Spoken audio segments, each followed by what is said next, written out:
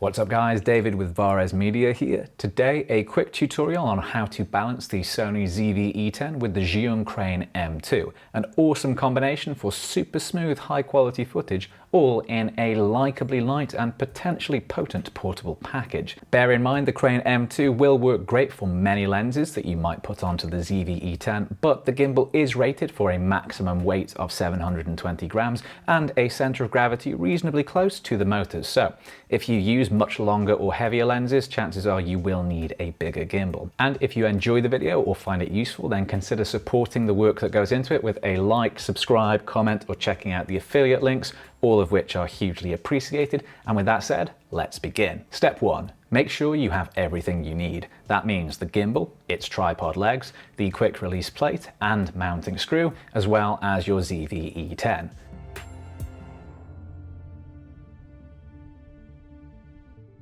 Step 2. Attach the tripod legs to the gimbal and stand it up. Remove the quick release plate by loosening the all-black thumb screw right here near to the tilt motor, pressing in the silver bolt and pulling the plate out.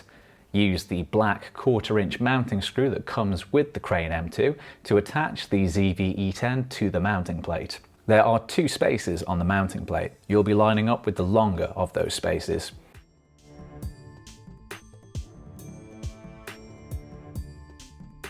Step 3. Attach the camera and mounting plate to the gimbal.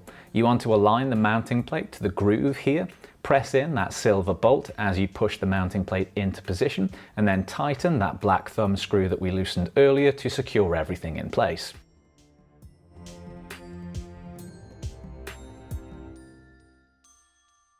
Step 4. Now for the most important but potentially most time-consuming part, balancing. We need to balance 3 axes in total, and it's best to do them one at a time. I like to start with the roll axis. This is the one with the red thumb screw. You want to loosen that screw and then adjust the arm left and right until the camera is balanced.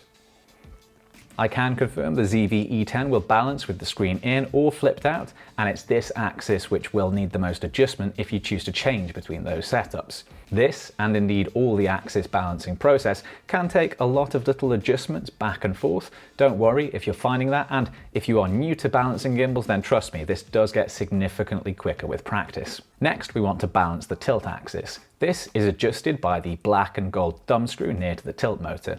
Again, we adjust it by moving things back and forth, toward and away from the tilt motor in this case. The aim is to get to a point where the camera will balance with the lens pointing upwards towards the ceiling or sky. And that is important. If you try to balance with the lens pointing forward like you might intuitively expect, you may well find that things don't work properly depending on motor strength and the lens that you're using. So balance pointing upwards.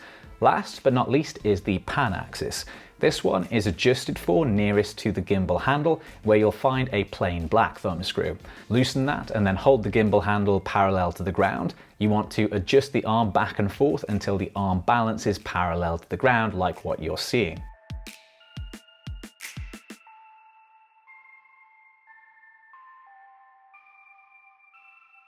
And boom, you're done. You can power on the gimbal by holding up the power button. And now, I'll take you through 5 quick tips that can help you get better results when starting out with the gimbal, as well as showing you some simple test footage too. Tip number 1.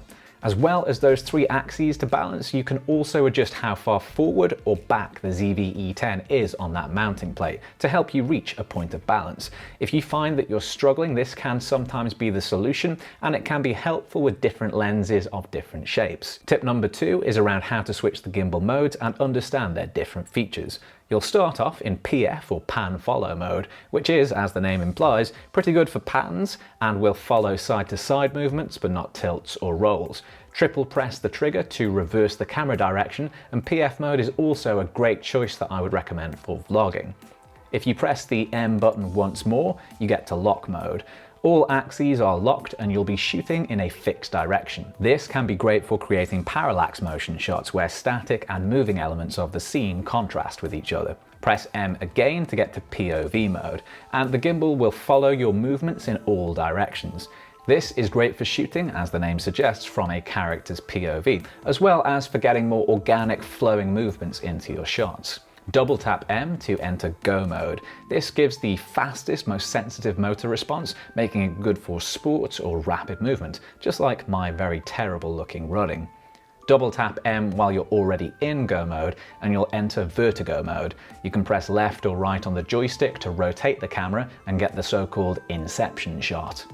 Tip 3. It may be always worth balancing the ZV-E10 with the screen flipped out. This way you can easily alter the angle for different shots or switch between shooting forward for B-roll and shooting backwards for vlogging. Tip 4 is around motor power. I typically set this to high if I'm using the ZV-E10 and any modestly heavy lenses. You can access the control by pressing the menu button on the side of the gimbal and then using the joystick to navigate to and set motor power. And last but not least is tip 5. You can, with a bit of effort, set up your gimbal to remote control your ZV-E10 for zoom and recording. You can also set up the ZY Play app on your smartphone to control that entire setup remotely. The same method used in my ZV-1 video on this will work with your ZV-E10, so check that out, linked in the description. And that is all for today. Massive thank you for watching all the way to the end. There's plenty more ZV-E10 videography and related content on the channel, so do check that out. And of course, if you've enjoyed today's video, then please like, subscribe, comment, check out the affiliate links. But most importantly, until next time, take it easy.